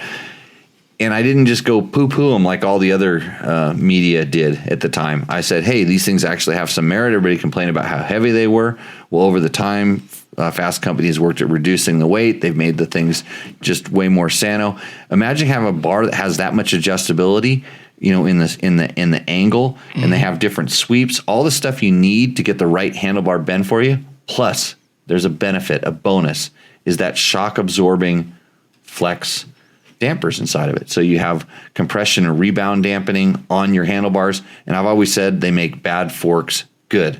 So I can actually run, and I talked about this on our last show, how I run a slightly stiffer setting in my fork so I can get better feel for the ground without punishing my wrists. I've been running Fasst Company bars for 19 years, and I will tell you they've been on every single motorcycle that I've ever owned. And I'm a true believer because I've broken my wrist 6 times. Oh, that's more than me. My right wrist 6 times, my left wrist 5. So I will tell you, the only reason I'm still riding motorcycles right now is from those Fasst Company bars. These guys are making all American-made products, as they always have been. I have them on most of my bikes, and the difference between a bike that has it on and a bike that doesn't, if I ride a bike that doesn't have Fasst Company flex bars on it, I can't ride tomorrow, or if I do, I pay for it because my wrists really hurt. So they're really that good, and I'm not kidding. I would tell this to anybody. That wasn't just a read; that was the truth. So, anyways, I think that we're on for another question up here. Where are we at? Oh, there we go. Any chance you know what off-road helmet would be best for a long oval head shape? Yeah, Rusty Schatz. He's a regular viewer. I used to know this because I wore so many different helmets when I was doing photo modeling all the time. We were always wearing different helmets. And I want to say that and this may not be current because I know they changed. Because I know the climb helmets between the F3 and F5, there is the F5 tends to be a more oval shape, and the F3 tends to be a more round. And I've even seen companies kind of switch them mid-run and stuff. In my experience, the Shoeis and the Bells tended to be a little bit more oval than the Arise. Yes. And the I used to sell these things. I'll tell you exactly. Oh, good. Yeah. You used to work at a dealership. Yeah, I worked at a dealership for 4 years. Then cut in and drop knowledge. Yeah, so Shoei off-road helmets. It's funny because the street bike helmets and the off-road helmets switch. So the Shoei off-road helmets are for a long oval, and then the Arai off-road helmets are for the round head. I have a round head. I rode with Arais because it was the only one that really fit really well. I've tried Shoeis. I've bought Shoeis. I've had Shoeis given to me, and they just don't fit my head. And then it flips. The most important thing about a helmet, by the way, is fit. Yes. That's if it doesn't fit, you can throw out anything else you want. Yeah, Price. It doesn't matter how much you spend on it. Doesn't matter at all. Yeah. So that's the most important thing. Yeah, and I was really disappointed. I bought a Rye Street helmet, and it was a long oval. And I bought it right before a 1,000-mile road trip on my old cruiser that Jimmy still roaches me about. And I had the biggest headache. And then I switched to a Shoei helmet, and it cured it all. So they flip-flop depending on what you're trying to get. If you want a street bike helmet, long oval is Arai. Long oval is Arai, and round is Shoei. And if you want an off-road helmet, Shoei is long oval, and Arai is round. But probably, if you're buying a helmet, this is a great opportunity for you to be able to go to a dealership and try them. Yeah. Try different helmets on and see. How do the see climb what helmets fits. fit? It's Because you got a round noggin. I have a round, and so I prefer the F3 over the F5. But what was funny is I wore the F5 last time I was down in Baja, and it actually seemed like it fit really good. It was more comfortable because I went back to the F3 today. I was wearing the F3 today, and I'm like, did I reshape my head? Some pinch points. It might be malleable. My head might be malleable. I don't know. I don't know. Maybe. Well, I have to take a nature break. I'm gonna give a celebrity. Oh, we have We're gonna to get a celebrity guest here. We have to. Geez, we're already that late. Yeah. Running that Yeah, far over. yeah. Okay, so we're gonna go ahead and take a quick little break. We have actually a commercial breaks in the show. Oh, Yeah. that's perfect for me. Yeah, so you can go run and do that. So go ahead and do that, and then we'll bring in Rooster Endo after this. Yep, Rooster Endo right after Okay, this. so here's your break. If you've ever seen any one of my bikes, they all have flex handlebars on them. What are those, Jimmy? Well, Fasst Company, that's www.fastco.com, makes the flex handlebar, and it's essentially suspension built into your handlebars. They make bad forks good, they absorb impacts like you wouldn't believe, and they're really tough. And I've been running them for over 20 years, and I don't think I've ever bent a set. And if I have, I forgot about it. It was a long time ago. So these are American-made products, and until you run them, you won't realize how good they are. The reason this works is the flex handlebar is stiff laterally through the steering path, but allows it to be forgiving from the load path without sacrificing control or input. This means it basically dampens the forces that you don't want, and it doesn't affect the forces you do want. So it steers properly and takes the pain out of your wrists. So if you're looking for good feel in your handlebars without suffering from catastrophic impacts or complaining that your forks are too harsh, the Flex handlebar is the solution. They make other products like the spoke torque wrench, impact pegs, really trick brake clevis and brake spring kits, and clicker adjusters. So if you're looking to get some of this stuff, check out www.fastco.com. That's spelled FASSTCO.com. Remember, 2 S's in fast. What's up, Moto Buddies? Mike here from Taco Moto Co. What is the Taco Touch? It's the best service in the industry. Virtually 24/7 tech support via email or text, and it's like having a dirt bike doctor on call every day of the year, helping you fix your bike or recommend parts or setups for you. If you've ever received an order from us, you know that the Taco Touch extends to our fulfillment, and our orders come with the coolest stickers that you've ever had, buying parts from anybody before, and a handful of root beer barrel candies. All of our Taco Moto Co. branded components come with a no questions asked lifetime warranty, and we'll even extend out the warranty of other manufacturers, OEM, and aftermarket parts where we can, sometimes for life. We test and tune endlessly and exhaustively and obsessively. We're trying to destroy everything that we can before you get your hands on it to look for weaknesses and to improve it, or to make recommendations to the manufacturer. And if it's something that doesn't meet grade, then we don't offer it on the store. Everything that we carry is something that we have personally used, tested, and ridden, and raced, and knows meets the high Taco Touch demanding standard. Go out and get some adventure. We're live? Yeah, you're live. I said we're coming back. Okay. I was trying to post on the Instagrams from our previous live video. All right, well, don't. I gotta step out, so don't let the show Don't hurt my brain. Yeah. George says he has an oval head. Let's see. Does that look oval to you? Looks kind of square to me. Yeah, it's got square for sure. So welcome back to the show. This is the segment. Are we going to get a special guest in here? Are we allowed to have girls on the show? That's your cue. I don't know. It's okay. It's 2022. Well, damn it. now that Matt's gone, we were really trying to missed my cue. we were really trying to boost viewership. So we were going to call this show. We're going to call this show Tech Talk Taco Tuesday and Strippers. Yeah. Is this the right way to introduce you or not? Oh, perfect. damn Thank it. you so much. That's fine. So bad. You're going to have to scoot over a little bit. Yeah, Get a little closer. Get over here. I'll move my tacos. And Ryan, would you introduce it's fiance, correct? Fiance. Well, it's the same thing as a girlfriend. That's what I still call Heather. Same thing. So this is my fiance, beautiful fiance, Sari. She took her first class this weekend with Jimmy and did killer. She's a beginner, but she's quickly moving up to a novice. But I'm a professional bitch seat rider, as I declared in class yesterday. We always went up and beat up on supercars on the BMW, like wearing like a tank top and, incorrect riding gear. Oh, on your cruiser? Yeah, no, on the Beamer. On the Beamer? Yeah, with knob tires and a cooler in the Pannard. Right. And just go beat up on supercars on the weekends. That was our kind of thing for a while.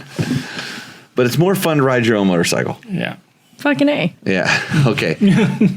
So we're gonna have to use beeps. Beep. It's kind of we don't make this show for kids, but Oh, I'm sorry. I don't like to say bad words in front of Logan, so I've learned how to tone down my language. What? Yeah, so I'm sensitive. Let the boy learn. Yeah, I'm sensitive. Oh, you ought to hear his dad. I met his dad. Yeah. So Sari, You got close. I butcher names all day long. That's it was all. written on her front number plate, and I probably never said it that much. Yeah, that's fair. So Matt's trying to do something here to adjust the camera to fix things. So we're all good. So in front of us is the rooster endo board. If you end up on this end, your bike is endoing. If you end up on this end, you're roosting. What you can win if you submit is a $100 gift certificate from Taco Moto. So they make really good parts. You go to tacomoto.co and get all the stuff you need. And we don't discriminate on what kind of bike that you have. Even if it's a Yamaha, it may not win just because Yamaha supports this show. Yeah, that's fair. And Taco Moto makes a lot of cool stuff for lots of different brands. So, oh boy. Oh no, I got this is perfect. This is perfect for me. So the way it works is you hand me the picture. Oh, I hand you the picture. You hand me the picture. Yeah. I don't get to look at what it is. I just look at the picture. So I get the picture. I hold it up like this. And then you say the name, and then Matt goes and pulls it out of the closet, and he puts it up. This guy's name is Rica Brabeck. Rick Brabeck. Yeah, Right. yeah, Rica Brabeck. You ought to hear my phone, Yeah. what she says when she calls Rica. Rica? Yeah. Oh yeah. Okay, it says it's a Jacur Honda 450 X. No, go ahead and say what it is. Okay, it's a JCR Honda 450 RX. Right. Yeah, I got the PC bump absorption, which it's got pro circuit suspension with O Campbell Grand Prod settings. Yeah. So it's got is it original Campbell production Campbell settings? Grand. I'm trying to. This guy's obviously from the high desert. Can't spell That. Oh, he's gonna pay for that. Oh yeah. It has a PS Zost. Wow, Pro circuit. Yeah, Zost. I don't know what that Zost, means. yeah. Yeah, I'm not sure. I think he texts more than he actually types stuff out. Renthal fat bars, although he spelled it Rental. Okay. You have sponsorships, Ricky. Our HRC He clamps. does know how to pronounce his name. Sorry, Riquet. I'm sorry. He's French. Hinson clutch components, gold rings on preferred OEM hubs. Preferred? Is there a preferred hub? Preferred. Maybe he prefers them. Maybe he prefers them, yeah. Nothing makes you faster than Jimmy Lewis off-road than a heavy right hand and a heavy right pointer. I think that was a fat joke. A heavy right hand. Yeah, yeah, he said he has a heavy right hand. Mind you, what's a heavy Ricky, right I knew pointer? you when you had a very heavy right hand and a very heavy right pointer. Yeah. Front brake, I'm gonna guess. yeah. Heavy right pointer. I keep mispronouncing his name. It's Riquet. Yeah. Okay. Yeah. I like that bike way better than any of the other ones he'd submitted. Same here, actually. That Yeah. one. I mean, I've ridden all the other bikes allegedly, and I like the newer ones better than because most of the other ones have carburetors, and then the other one is a factory rally bike, and that thing's just plain gnarly. It's beautiful. Yeah, it looks So pretty. it looks cool to be on it, and Yeah. it's kind of cool to ride. But like that bike is for him. Period. Yeah. It doesn't do anything good for me. No. It's a really good rally bike, obviously, but this is, of all of Ricky's bikes. Actually, he invited me to go riding with him a couple weeks ago, and he said I could ride anything in his garage, and this would have been the one I would have grabbed. Oh, hell probably. Yeah. Hell yeah. I have no idea what they've done to the suspension. They could have completely jacked it up because, when they modify it for one guy, you're making it worse for the other guy because the stock stuff is actually Well, pretty doesn't it have decent. like 40 clickers? The factory stuff? Yeah. Yeah, but this is just production based stuff. That's This that's bike. probably a really good bike. Yeah, it looks pretty.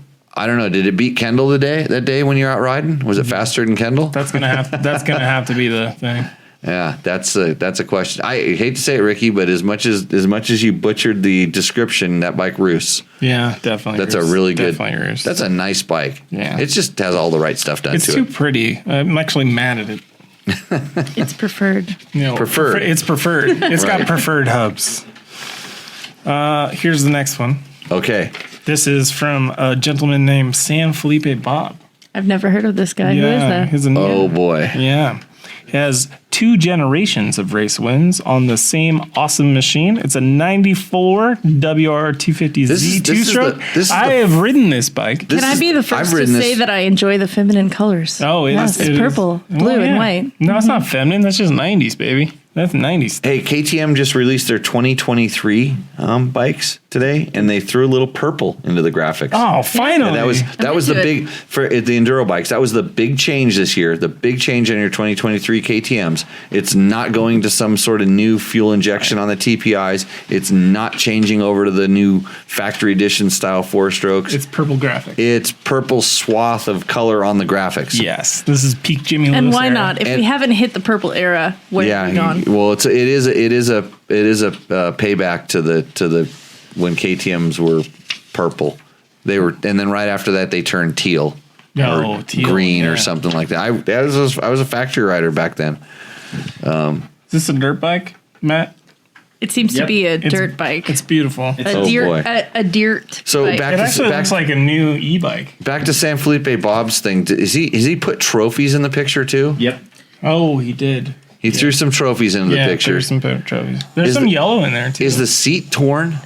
Is that? Oh, yeah, this is Bob, like an is the ugly seat man still- wearing more rings to look prettier, though. Man, that's Ooh, wow. mean. No, I'm that- sorry. She hasn't met you yet. She'll love you. That isn't mean. That's appropriate. Yeah. I wasn't referring to San Felipe liked it. Bob. I was referring to the bike. Well, it's a bike is a reflection of the man that created it. And how many different colors of blue can we have? Look at the frame and the fender, and then the purple seat and the off blue But tank. you know, the yellow really pulls it all together. The yellow highlights. Yeah, I've made puke that looks better than this bike. Oh man, that's not nice. That Yeah. thing is a winning machine. It's got trophies.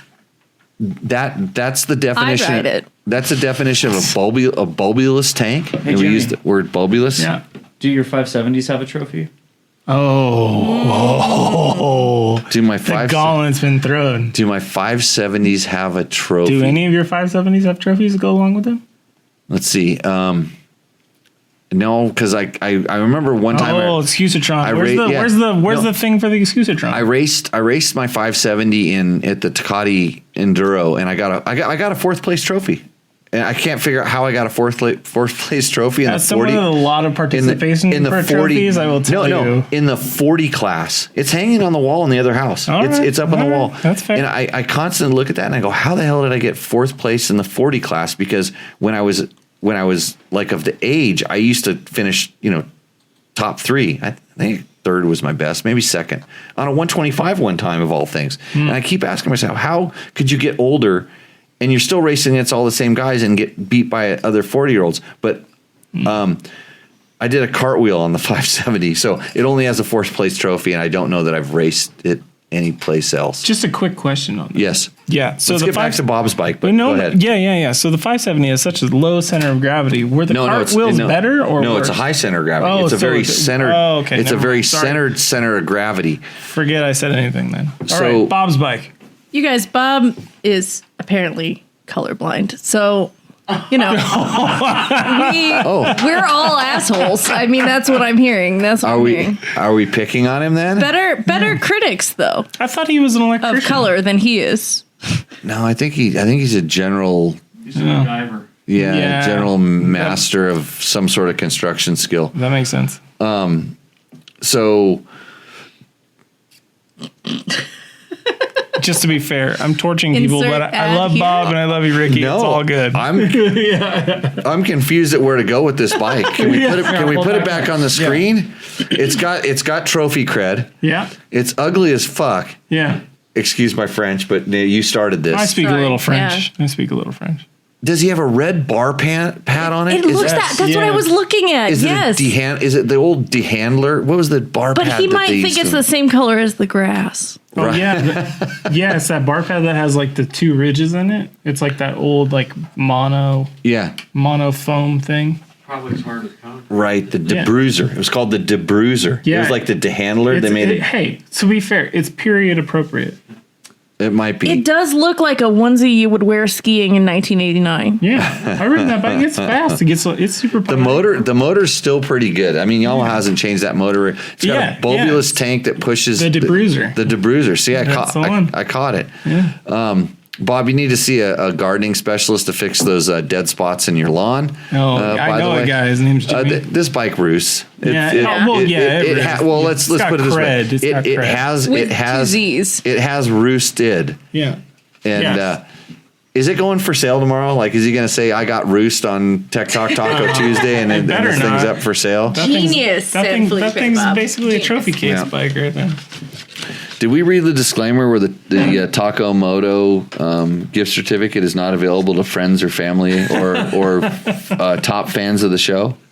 We did that's not give not that fair. disclaimer. But, Okay, go ahead. Next. Okay, so we got Keith Webster. Okay, Keith Webster. One of 9 bikes. Wife said I could have 3. I appreciate your stick-to-itiveness. Hey, how many of these bikes are your wives? Totally. This is the trick you got to learn. Oh, it's a great 6 days bike. Yeah. I love them. I love 6 days bikes. They have the great color scheme. God, where is that all he put? That's all I That's just it. want to say I'm really Let's see. appreciating We'll the zoom landscape on this Let's zoom in picture. on the back. He's got Much a better nice, than nice the dead sprocket. grass. Nice sprocket. You know. I'm actually trying to identify the location of this photo, which is kind of one of the things I kind of do on my side. But I'm is it a low seat on that thing too? Yeah, I shaved Seat it. concept. That's Seat shaved. concept But seat? it's You see the shaved. logo It's back. shaved. Okay, It's yeah. shaved for sure. Super low rider seat. Yeah. Some people need that. Well, Jamie Lewis says you don't sit down on a bike anyway. Right, so you're not going to feel it. But Yeah, the you problem don't is even need a seat. they have it so they can put their both feet on the ground. But if you're following Crazy Nate's technique, you really need that extra 4 inches extra of hover. foam. This bike Yeah. is not Crazy Nate approved. No, no. Well, he doesn't. No, he would hate. He would like the low part of it, but he would not like the seat. Lack of information. Endo. Yep. And then Follow the rules. we have a special submission Yep. from yeah. young Matthew. Okay. It's a video submission. I forget the name. He submitted a It's just a dirt bike. video. Yeah. We have it. If you take the headphones off because I don't know. It's gonna. oh, blow it's my gonna ears blow out. my ears Oh, out. Yeah. yeah. Hey, I tell you. Can we still hear it, or I can hear just? Oh, you'll be able to hear it from the headphones. Oh, No. hey. So one thing, Ryan is a Ryan is a Hannah. I am a Ryan's fan. an artist, and so if you ever wonder about where this nice piece of artwork came from, Ryan made that, donated it to the show, which I really appreciate because when he showed me a picture of what he was working on, I thought that was pretty cool. But if you're where do we find your art? Extremesportsart.com or Ryan hyphen Ryan Hanna _ RBH Works. on the grams. Yeah, that's probably the best way. That's I don't know all. how to sell myself, so it's all right. Well, you and me have more in common now. Yeah. Okay, so let's get to that video. Okay. Thanks. So we got a follow-up to Tech Talk Taco Tuesday 127 with an FE250 Motor takeout by the rubber dampeners in the clutch. This video Did is not so take the That's what the exciting. show was early I don't Jan, know. but I'm still Hey, waiting on motor it's parts not over here. going It's just, it's all silence here. That is the only thing outstanding. I'm looking at a shaky video with a bike with no He was motor in it. So in the video, KX he said there was no 450X. parts coming in for that. Just tune the so he went ahead and got a suspension. 21 KX 250. Set up the rider Right. That demo like that he was triangle. talking about. Oh, that's the Put one in with a slip and 10 clutch. ounce, Yeah, so it's got Or the some- dragging clutch. Yeah, so it's got tugger strap. And gone up 1/2 in the it's got rear to a some 52. reworked suspension. I like how Matt's just At the dropping moment. straight So into the we're gonna narration hit for a the local guy. motocross track today. Yeah, Really he's only just been bush planning on riding it. He's got some money on there. Making this thing work the with last couple hours, so we'll see how that goes. But maybe Well, put this that was in awesome. That for was I Rooster think, in it. This is I all think Chat roost. might be able to get the video sound. right. Heather Oh, says the video has sound. You need to be quiet. I think. Well, boss- Matt told me the to take boss- my headphones off. No, I couldn't hear it. I took couldn't my hear it headphones either. on and I couldn't hear it. But anyway, I don't like headphones anymore. yeah. Thanks, George, for the link. Also, I did see your note earlier. George wanted to point out that I thought it might be a little bit dangerous for him to take control of my throttle in the sand. George, I now understand I was having a heat stroke at that moment. He But could hear. yes. He could hear your heat stroke. Yeah, he could hear No, it. they're saying they could hear They the could video. hear could the hear the video. audio. Yeah. It was just, it wasn't going to us, but it was going to them.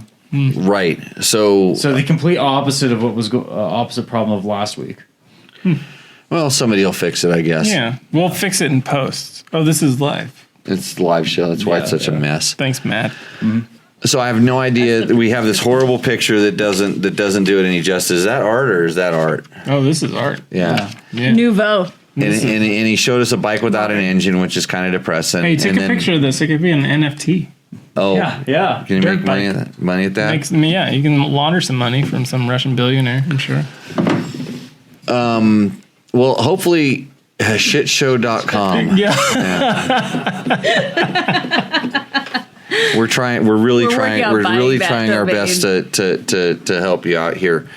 So he couldn't get parts for the one that was all apart. And it was one that he had actually submitted a question about quite a few shows ago from like 127. What was the issue? Was that the one that the 300 top end or No, it was an FE 250. It might have been a TE 250. yeah? Is he in the chat? Maybe you can remind me. Maybe he is in the Is chat. that all? That's all we had today. That's it. That's it. That's it. We got Rique's bike. Definitely a roost, I think. He wins just for sending a Yeah. video in and a long time listener. yeah. Right. Yeah, he's the winner. Sounds good. And the other guys are disqualified because they're all fishing for I'll pull his name $100 up gift again certificates. Here, it's Pedro Linchero. Pedro Linchero, Yep. dirt Oh. bike. Yeah. Yeah. We got to. We have to have we should have a submission form, so it makes it easier for these people because following instructions is kind of difficult. I understand. Yeah, this is a nightmare, Matt. Did you translate this from Ricky's text? No, So I just copy and paste. This Yeah. is Ricky's And text. push two buttons. Yeah.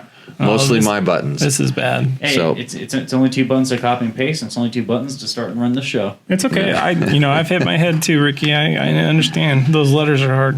Okay, so we're at the point of the show where we are looking for any sort of questions that you might have. If you have been trying to find some sort of mystery answer, we can help you out. This is what I do sometimes.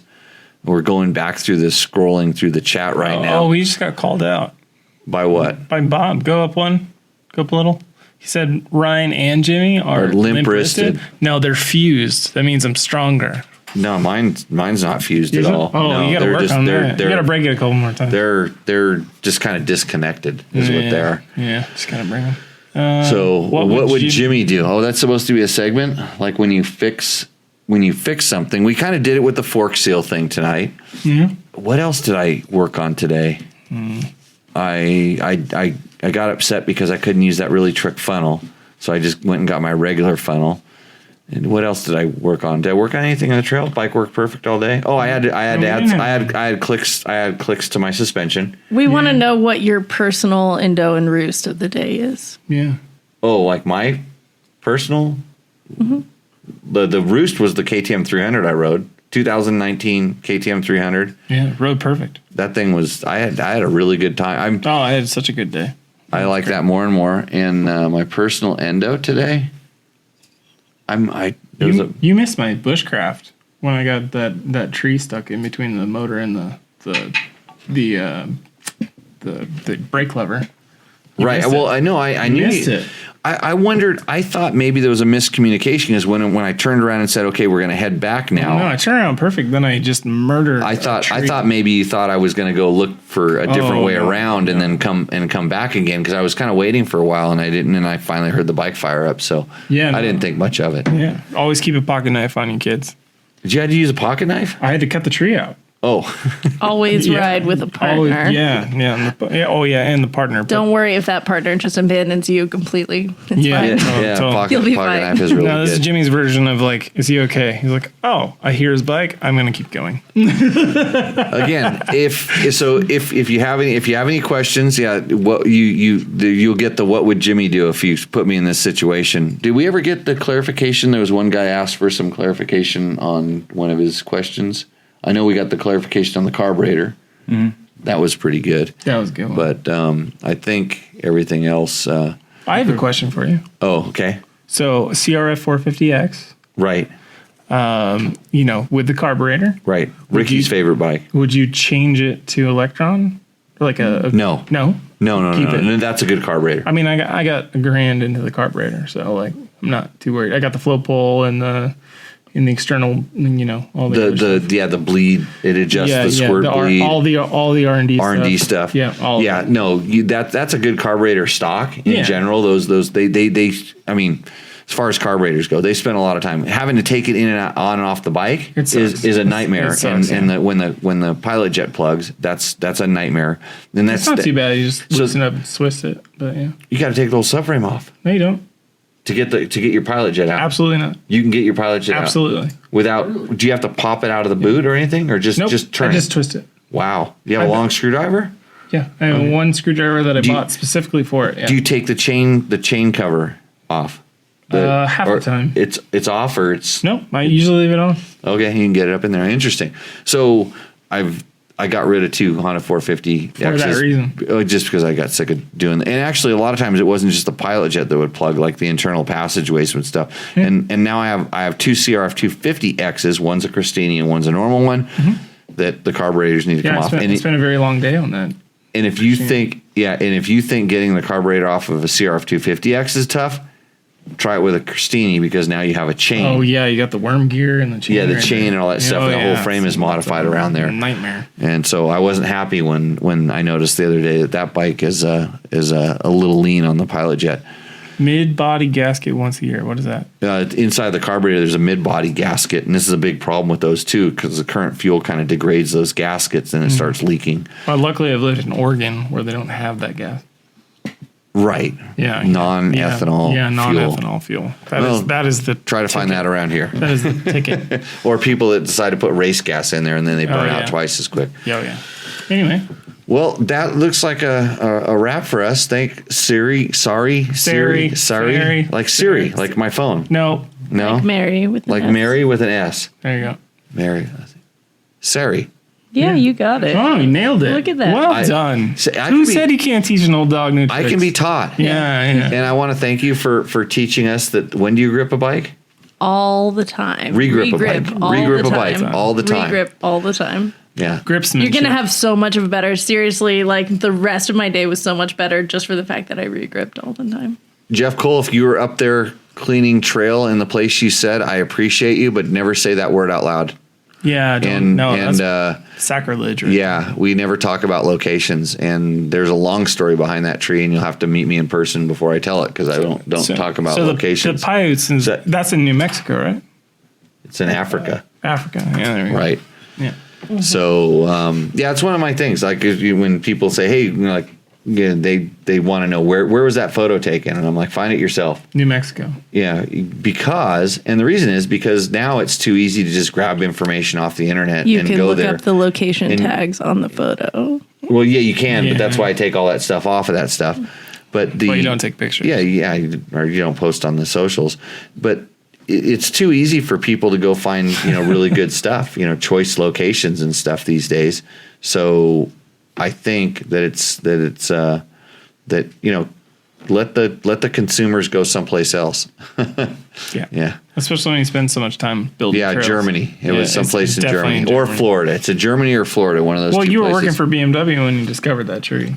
The Paiutes, that's a in swamp, Germany. right? Yeah, the Paiutes is a swamp. Yeah, the Paiute swamp. I've been there. Louisiana. Yeah, I've been there. Okay. I've been there. It's a great place to ride bikes. Anyways, well, that sounds like a show to me. We are gonna see you maybe next week, maybe not. If it is next week, it will be remote for me because I will be in another country. So hopefully we can make it. I mean, do you think Logan's ever gonna show up again? I think he Is he digging his own grave? Or is his dad digging? I don't think so himself a because grave? I kind of told him like They were using a tractor. Oh. Yeah. So who knows? Okay. So with that, guys, we will see you on the trail. See ya. Cheers.